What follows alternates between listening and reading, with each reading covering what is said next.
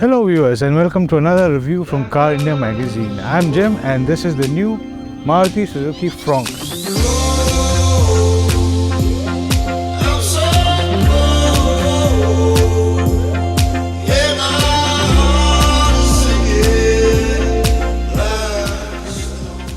Now the compact SUV segment has grown quite large and there are new offerings every now and then. And one of the most exciting and unique offerings is the Fronx because A, it is an evolution of what we popularly know as the Baleno, but it has quite a few changes going on around. It's much higher, it runs high profile tires, it's got a more butch build and accessories like the roof rails as well as the striking stance, and it is very exciting to look at. You have a choice of two engines, a 1.2 4-cylinder as well as a 1-litre turbo petrol. What we're going to drive today is both of them, and we'll also have some road and off-road action for you. The Fronx is indeed a great looking car. In fact, I always maintained the Baleno, the new hatchback, not the old 1.6, is quite a looker and a nice car to be in. The Fronx builds on that with a refreshing new take on the compact car, what the company calls as the shape of new. The Fronx is a sub 4 meter offering.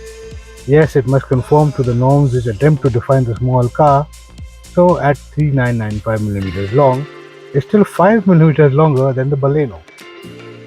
The cabin is quite similar to the larger Grand Vitaras.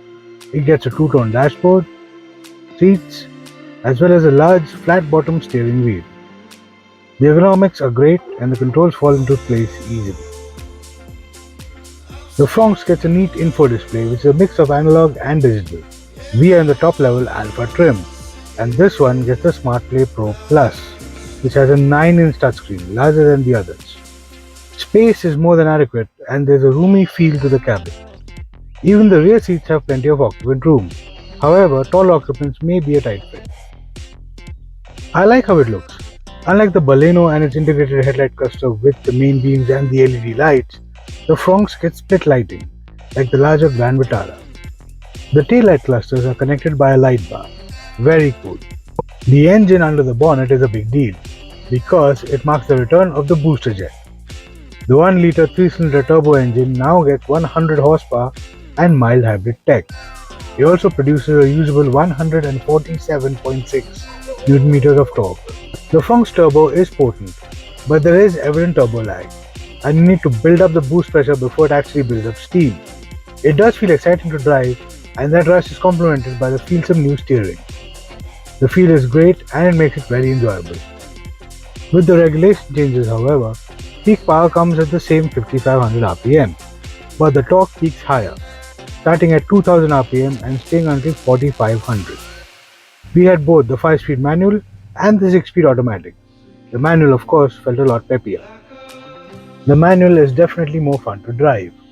It harnesses the torque band better, and I could keep the revs closer to the 2000 rpm mark, where getting on the gas leads to a spurt in acceleration, and that is much needed when the window of opportunity to perform an overtake is very, very narrow. The Fronx will be efficient, of course, with Maruti Suzuki saying 21.5 km per litre for the manual and 20 for the automatic, for this turbo version of course. It should be priced about 12.5 lakhs for the auto and about 11 for the manual if I'm not mistaken. We'll have to wait and see at the launch. The Fronx is higher than the Baleno, and that's on account of the tweaked suspension and the new rubber. It still has 16-inch wheels, but the tires are now 195/60.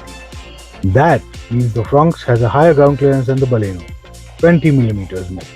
The Fronx makes for a stylish take on the compact car, and it is very exciting to look at and also quite exciting to drive.